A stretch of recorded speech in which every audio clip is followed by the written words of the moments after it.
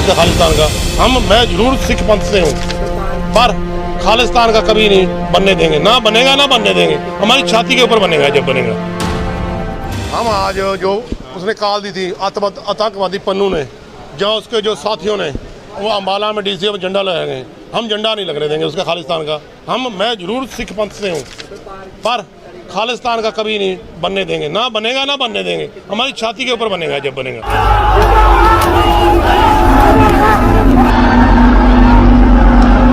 Australia की सड़कों पर खालिस्तानियों ने जमकर आतंक फैलाया। दरअसल इन खालिस्तानियों ने मेलबर्न के एक मंदिर में भी जमकर तोड़फोड़ की और खालिस्तान जिंदाबाद के नारे लगाए।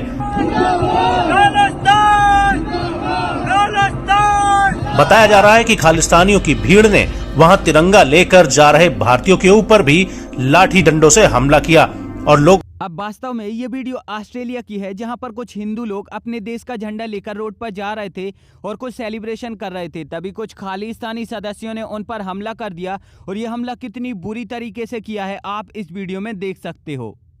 अब हालांकि ये कोई इकलौती वीडियो नहीं है इस प्रकार की, क्योंकि दुनिया के कई और देश हैं जैसे कि यूके, कनाडा, अमेरिका जैसे देशों में हिंदू मंदिरों को तोड़ा जाता है, हिंदुओं के साथ बहुत ही खतरनाक तरीके से मारपीट की जाती है। अब ये सब करने के पीछे खालिस्तानियों का एक बहुत ही बड़ा मकसद है और वो है मिशन खालिस्तान। मिशन खालिस्तान के तहत ये लोग विदेशों में रह रहे हिंदू लोगों को और हिंदू मंदिरों को टारगेट करते हैं। हिंदुओं के साथ मारपीट की जाती है और जो हिंदू मंदिर हैं उनके साथ तोड़फोड़ की जाती है। और खालिस्तानी लोग ये सब इसलिए करते हैं ताकि जो भारत में हिंदू रहते हैं वो ये सब देखकर भड़क जाएं और गुस्से में आकर सिखों के साथ मारपीट करने लगें और गुरुद्वारों को तोड़ने लगें। और फिर जब हिंदुओं और सिखों के बीच में लड़ाई शुरू हो जाएगी तो धीरे धीरे भारत के अंदर एक गृह युद्ध शुरू हो जाएगा। फिर अमृतपाल जैसे खालिस्तानी लोग बढ़ चढ़कर ये कहेंगे कि हिंदू सिखों पर अत्याचार कर रहे हैं, उनका नरसंहार कर रहे हैं, इसीलिए हमें एक अपना अलग देश चाहिए। और फिर ऐसे में ज्यादातर चांस होते हैं कि सरकार भी इस प्रकार की परिस्थिति को नजरअंदाज ना करते हुए इनकी मांग का पालन कर ले और हो सकता है कि खालिस्तान बन जाए। खालिस्तानियों ने वहां पे मंदिर तोड़ दिया ऑस्ट्रेलिया में, या कहीं पे मंदिर तोड़ दिया। ये क्यों तोड़ रहे हैं मंदिर, मैं आपको आज बताता हूं ये क्यों मंदिर तोड़ रहे हैं। ऐसा नहीं कि इनके मन में हिंदुओं के खिलाफ नफरत है, वो भी होगी, but that is not the main reason. Main reason इसका भाई साहब यही है कि ये लोग चाहते हैं कि इतने मंदिर तोड़ें ये कि भारत में भीड़ एक इकट्ठा हो जाए और वो किसी गुरुद्वारा साहब को जाकर डैमेज कर दे। आप कभी इनके चक्करों मत पड़ना, इनके चक्करों में मत पड़ना। खालिस्तानी अलग हैं और सिख अलग हैं और इनको आपस में मिलाने का गुनाह मत करना। सिख अलग हैं, खालिस्तानी अलग है। खालिस्तानी तो जानवर हैं ये, और सिख हमारे भाई हैं। इस चीज का हर समय आप लोग ध्यान रखना। कभी इस गलतफहमी में मत रहना कोई बोले कि हमारा मंदिर तोड़ दिया, चलो 10,000 की भीड़ हम उस गुरुद्वारे पे चलते हैं। पाप कभी मत करना, भगवान का घर है वो, पाप कभी मत करना। ये पुश्तें चली जाएंगी, ये पाप धुलेगा नहीं। और ये क्यों करवाया जा रहा है ये मैं आपको बता रहा हूं। ये जानबूझ के उकसाया जा रहा है कि यहां पे भीड़ जाए और करे। मैं जो भी वीडियो देख रहे हैं मैं आपको हाथ जोड़ के विनती करता हूं, जब भी गुरुद्वारा साहब के अंदर घुसो, मत्था टेको, अरदास करो, ठीक है, प्रसाद लो और वापस आ जाओ सर झुका के। इससे ज्यादा कभी कुछ मत करना।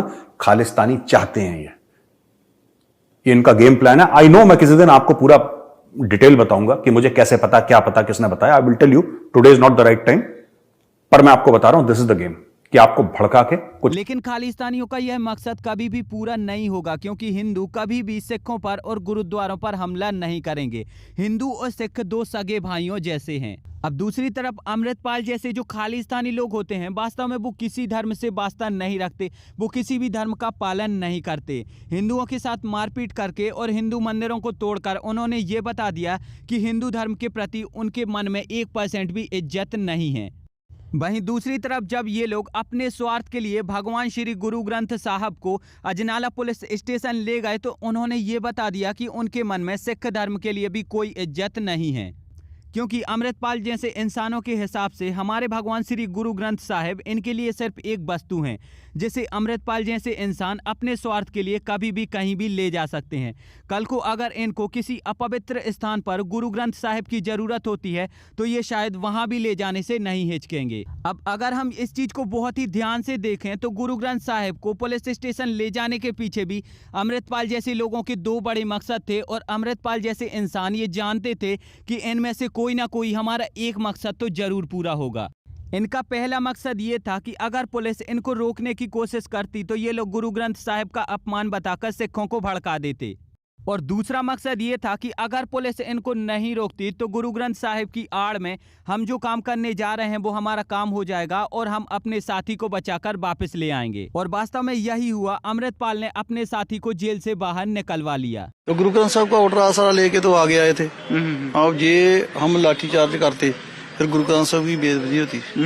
नहीं तो आपको लगता है कि पुलिस पूरी तरह से एक्शन ले सकती थी, इस मामले को अच्छे से निपटा सकती थी, हैंडल कर सकती थी? हाँ जी सर, गुरु ग्रंथ साहब जी ना होंगे तो फिर। अब वास्तव में ये बात सही है कि पंजाब में कई ऐसी परेशानियां हैं जिसकी वजह से शायद आज मैं भी अमृतपाल जैसे लोगों का समर्थन करने लगता, लेकिन ये लोग तो पंजाब की परेशानियों के नाम पर अपनी सरकार चमका रहे हैं।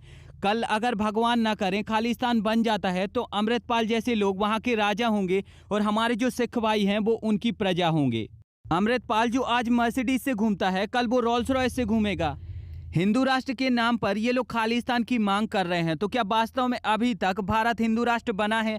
नहीं बना और शायद नहीं बनेगा, क्योंकि जिसकी वजह से हमारे सिख भाइयों को परेशानी होगी वो चीज हम कभी भी नहीं चाहते। अब हालांकि अमृतपाल को पाकिस्तान की खुफिया एजेंसियों से खालिस्तान के लिए फंडिंग आती है और इस चीज का खुलासा पंजाब के मुख्यमंत्री भगवंत मान ने खुद किया है। इससे पहले भी कई बार पाकिस्तान से पंजाब में आते हुए हथियारों को रंगे हाथों पकड़ा गया और यह पता चला कि पाकिस्तान भारत में खालिस्तान के मुद्दे को भड़का रहा है। पंजाब की पुलिस इतनी सक्षम है कि किसी को अमन कानून तोड़ने की हम इजाजत नहीं देंगे। ये कुछ लोग हैं बस, और वो उनको फंडिंग होती है विदेशों से, दुकानें चलती हैं विदेशों से फंडिंग होती है, पाकिस्तान से फंडिंग होती है। तो ड्रोन जो है वो राजस्थान का हमसे 2.5 गुना बड़ा बॉर्डर है जो पाकिस्तान के साथ टच करते हैं। वहां क्यों नहीं ड्रोन आते?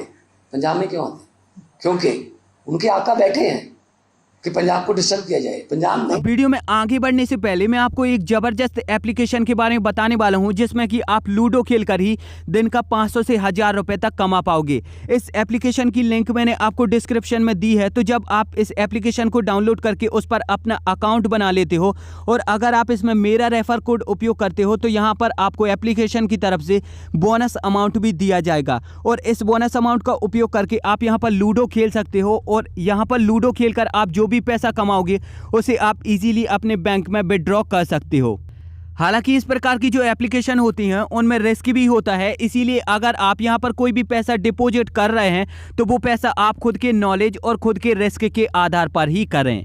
आपसे हाथ जोड़कर ये निवेदन है कि आप खालिस्तान जैसे ग्रुपों को ज्वाइन ना करें, उनके सदस्य ना बने और देश को तोड़ने की बात ना करें, क्योंकि अगर ऐसा होता है तो ये बहुत ही बड़ा अनर्थ हो जाएगा और इसकी वजह से बहुत कुछ बदल सकता है।